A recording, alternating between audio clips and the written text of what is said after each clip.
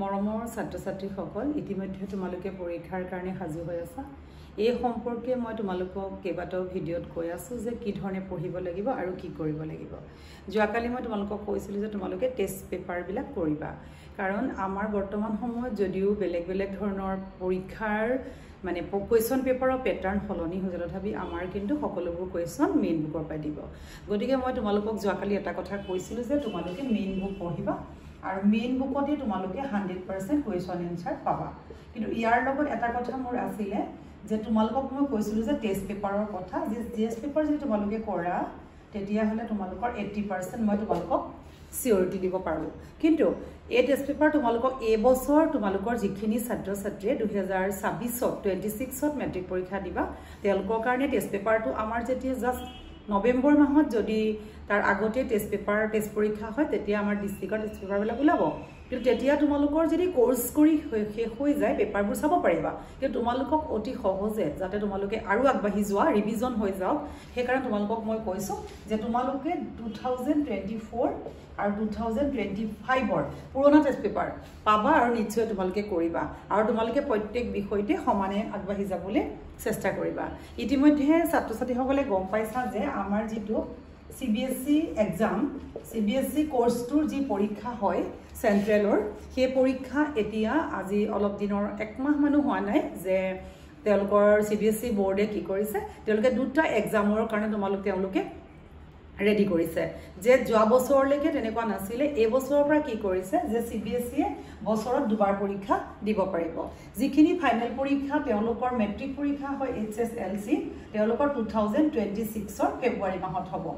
কিন্তু তাৰ পিছত তেওঁলোকৰ যি ছাত্ৰ-ছাত্ৰী এটো কিন্তু কম্পালসৰি পৰীক্ষা দেই CBSE কাৰণে বহুতে ভাবিছা যে আমাৰ মেট্ৰিকৰ কাৰণে হৈছে নেকি মই ক্লিয়াৰ কৰি দিছো এটো হৈছে CBSE কাৰণে তেওঁলোকৰ এটো অৰ্ডাৰ হৈ গল যে CBSE বোৰ্ডত পঢ়া ছাত্ৰ-ছাত্ৰী খিনিয়ে তেওঁলোকে কি দিব যে তেওঁলোকে HSLC পৰীক্ষা তেওঁলোকৰ হ'ব 2026ৰ ফেব্ৰুৱাৰী কিন্তু তেওঁলোকে হেতু পৰীক্ষা দিয়াটো কম্পালসৰি এটো কম্পালসৰি দিব লাগিবই কিন্তু এটো দিয়াৰ পিছতো যদি ছাত্ৰ-ছাত্ৰীখিনিৰ মাৰ্কস কমে বা কোনো বিষয়ত ধৰা মনোপুত নহয় তেতিয়া হলে তেওঁলোকে সেকেন্ড টাইম কি মাহত হ'ব মে মাহত হ'ব তেওঁলোকে আকৌ মে 2026ত তেওঁলোকে পুৰা আকৌ পৰীক্ষা দিব পাৰিব তেতিয়া এলটা ভিতৰত কম্পেয়াৰ কৰি পেলাই তেওঁলোকৰ যিটোৱে মাৰ্কস ভাল লাগে হেতুৱে তেওঁলোকে নিজৰ খুচি মতে ল'ব লাগিব হেতু অৰ্ডাৰ হৈ গল অনলি ফৰ CBSE কিন্তু আমাৰ কি হ'ব পাৰে আমাৰ যিখিনি ছাত্ৰ-ছাত্ৰীয়ে আমাৰ সেবা এতিয়া কি বুলি কয় এসএফ বুলি কয় সেবা বোৰ্ডৰ পৰীক্ষা দিব হে ছাত্ৰ-ছাত্ৰীখিনিৰ কি হ'ব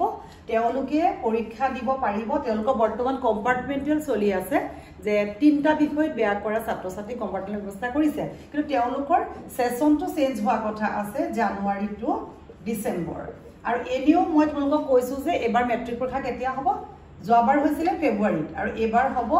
জানুৱাৰী বুলি মই কৈছিলো যে 2026 HSLC এবোৰ হৈছে সৰকাৰ নিৰ্দেশনা আহিব পৰীক্ষা আগবঢ়াই দিব তোমালোকৰ হৈছে পঢ়া কাম এই পঢ়াৰ সন্দৰ্ভত মই তোমাক ক'ব খুজিছো যে তোমালোকে কি কৰিবা আমাৰ যিখন NEP আমাৰ যিখন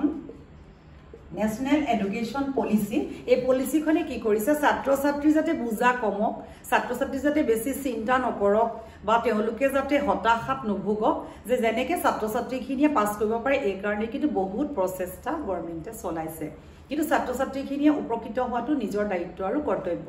গতিকে তোমালোকে পঢ়া আৰু পঢ়াৰ লগত তোমালোকে কি ধৰণে পঢ়িবা মই কৈছো টেষ্ট মেইন বুক পঢ়া টেষ্ট পেপাৰ কৰা কাৰণ চোৱা তোমালোকৰ কাৰবাৰ যদি অকমান পঢ়া শুনাৰ কাৰণে হয়তো অসুবিধা থাকিব পাৰে অসুবিধাবোৰ কেনেকুৱা যে আমাক পইচা লাগে গতিকে তোমালোকৰ যেহেতু পাঠ্যপুথি আছে গতিকে তোমালোকে খালি নিজৰ কিতাপ একদম মেইন বুক প্ৰত্যেকৰ ৰিডিং দিয়া আৰু যদি ৰিজাল্টৰ কেনেকুৱা কোৱেশ্চন আহিব কি কৰা তাৰ কাৰণে তোমালোকে টেষ্ট পেপাৰ কৰিবা মই বাৰে বাৰে কৈছো টেষ্ট পেপাৰ আৰু মই যেহেতু আসামিজ বিষয়টো পঢ়াও তোমালোকক অসমীয়াৰ গোটেই কোৱেশ্চন এনসাৰ মই দি থৈছো তোমালোকে সেইখিনি চাবা কিবা সমস্যা থাকিলে কবা আৰু তোমালোকৰ আসামিজৰ কাৰণে এটো 2000 তোমালোকৰ গৰম বন্ধ তোমালোকে কি কৰিবা তোমালোকে এসএ কৰি থবা এসএ 2026 তোমালোকে এসএ কৰিব লাগিব 15 to 20 খন এসএ পঢ়িলেহে তোমালোকৰ পৰীক্ষাত কমন পৰিব তোমালোকে কি পঢ়িবা 1 নম্বৰতে পঢ়িবা প্ৰিয় গ্ৰন্থ পঢ়িবা মই তোমালোকক এটো দি থৈছো বাকি কোৱেশ্চন এনসাৰবোৰ দিয়া আছে প্ৰাকৃতিক সম্পদ পঢ়িবা তাৰ পিছতে আৰু তোমালোকে শিক্ষা আৰু মূল্যবোধ পঢ়িবা তাৰ পিছত এয়া তোমালোকৰ প্ৰত্যেক বছৰৰ টেষ্ট পেপাৰ মানে মেট্ৰিকত আহা বা কেনেকুৱা আহে সেইখিনি তাৰছত পঢ়িবা বিজ্ঞানৰ ওপৰত এখন পঢ়িবা আৰু পঢ়িবা পৰিৱেশৰ ওপৰত এখন পৰিৱেশ প্ৰদূষণ বা আমি আৰু আমাৰ পৰিৱেশ তাৰ পিছতে প্ৰিয় গ্ৰন্থ হৈ গল প্ৰিয় সাহিত্যিক তাৰ পিছতে দূৰদৰ্শন পঢ়িবা তাৰ লগে লগে তোমালোকে স্কুল আলোচনী পঢ়িবা স্কুল আলোচনী আৰু তোমালোকে বানপানীটো কৰি থৈছাই বানপানী পঢ়িবা তাৰ পিছত তাৰ লগে লগে তোমালোকে আৰু পঢ়িবা পুথিভঁৰালখন চাগে কৰি থৈছা আগৰ পৰা পুথিভঁৰাল কৰিবা এয়া কৰিবা আৰু তাৰ লগত তোমালোকৰ আমাৰ যেটো প্ৰাকৃতিক সৌন্দৰ্য বা ভাৰতৰ জনসংখ্যাৰ সমস্যা বা তুমি ভাল পোৱা এখন গ্ৰন্থ বা ছাত্ৰ আৰু সমাজ সেৱা আৰু আমাৰ কাৰিকৰী শিক্ষা ব্যৱস্থা আৰু নিবনুৱা সমস্যা এইখিনি তোমালোকে এছে কৰি থবা পৰীক্ষাৰ কাৰণে আগন্তুক আৰু যি থাকে মই তোমালোকৰ লগত আলোচনা কৰিম তোমালোকে একদম ষ্ট্ৰেছ নলবা নিজৰ কাম কৰি যোৱা